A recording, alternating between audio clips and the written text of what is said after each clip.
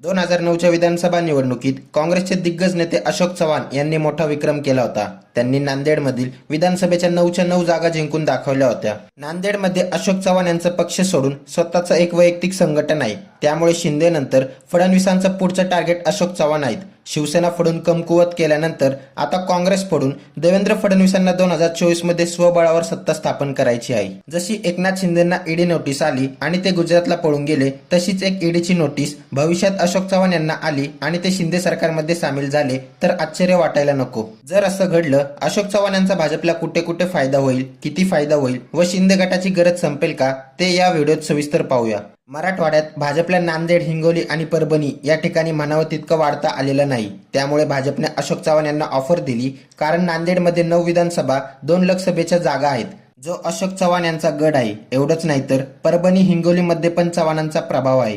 तर लातूरच्या एका जागेवर चव्हाणांचा आमदार आहे. त्यामुळे जर अशोक चव्हाण भाजपमध्ये आले तर संपूर्ण मराठवाड्यात भाजपला वाढवण्यासाठी एक मोठं द्वार अशोक चव्हाणांच्या रूपाने उघडेल. कदाचित पुढच्या निवडणुकीत 145 जागा भाजप स्वबळावर आरामात मिळू शकेल आणि भाजपच्या या यशाचा मुख्य शिलेदार अशोक चव्हाण असतील. कारण अशोक चव्हाण हे फक्त मराठवाडा पुरते मर्यादित नाही, त्यांचा प्रभाव विदर्भात सुद्धा आहे. त्याचबरोबर मुंबईमध्ये अशोक चव्हाण यांना मानणारा मोठा वर्ग आहे. त्यात भाई जगताप आहे, नसीम खान आहे, असे छोटे छोटे नेते ज्यांचा विधानसभा क्षेत्रात प्रभाव आहे. भाजपने शिंदेंना सोबत घेऊन मुंबई, ठाणे, कोकणात शिवसेनेला कमजोर केलं. आता अशोक चव्हाण यांना पक्षात घेऊन मराठवाड्यात भाजपची ताकद वाढवण्याचा फडणवीसांचा डाव आहे. याचा भाजपला 2024 मध्ये मोठा फायदा होईल. पण यात शिंदेंची सेना वाढेल असं काही घडताना दिसत नाही.